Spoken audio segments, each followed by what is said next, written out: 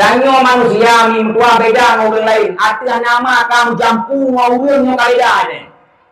Getulis surah Lamiyana jilid 3 halaman sikurang 20 jilid 3 Lamiyana. Andai kata ibu dah bui di mencewek dengan orang. Yang nak simak kau. Ibu dah bui di mencewek dengan orang. Maka lahir bak urangnya anu yang ibu. Mai urang. Wate lahir anu hi urang. Gebohnan urang bui. Ya kan? Urang yang najis. Tetapi karena di urang geboh. Ya, ni yang kamu sangkut dengan urang. Najisnya. Sidra urang yang main laut turun. Ya let-let bui orang minggu. Kebetulan roh galak itu buinya. Galak iku bui laut tu, galak iku bui la kampung. Ha?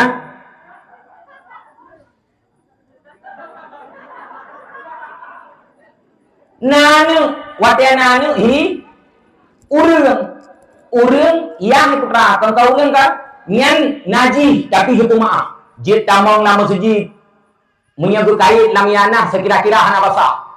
Liah nyandong jid idang imum hana payah yang ada semayang urang ilikut karena roy hana payah yang ada.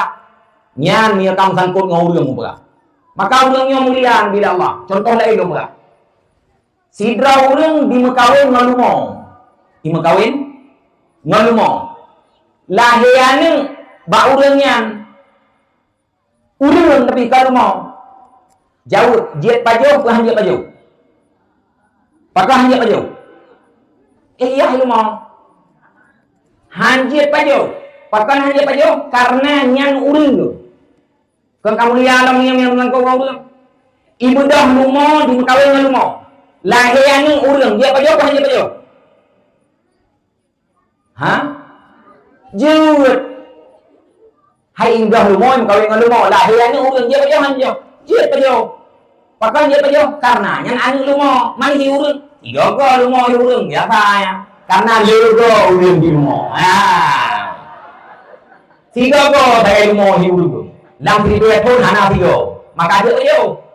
Lego urang di lumo maka hanya yo nyampe handong. Maka kepada atuh nama kamu sangkut dengan urang nyok kamu ya. Atuh nama kamu sangkut dengan urang nyok kamu ya. Maka ditanya bujitlah sebagai urang, bejit sebagai orang-orangan. Bejit urang lam lang ini. Ya maka beut punggung gua. Beut.